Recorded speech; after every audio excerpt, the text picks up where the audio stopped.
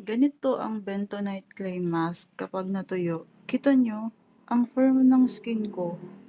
Oh, diba? Ang sikip-sikip niyang tingnan. Ang firm niya. Diba? Ayun siya, oh. Oh.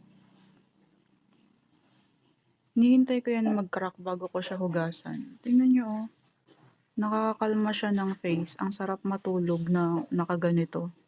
Tapos humihigpit talaga siya. Parang binavacuum niya yung mga pores ko. Ganyan siya, oh. Tingnan mo.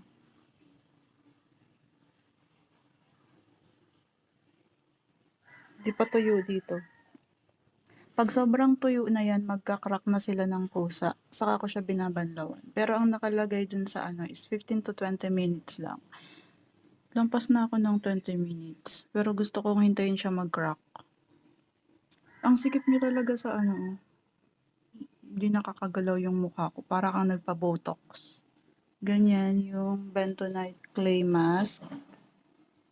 Sa mga hindi pa naka-try, try nyo din to.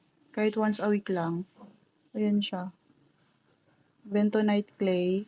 Haluan mo ng tubig kung ayaw mo ng may amoy, or pwede naman yung ano, apple cider, para mayroon ding benefit kasi yung apple cider sa balat. Ayan siya. Diba? Ang tight niya sa skin. Ang tight niya.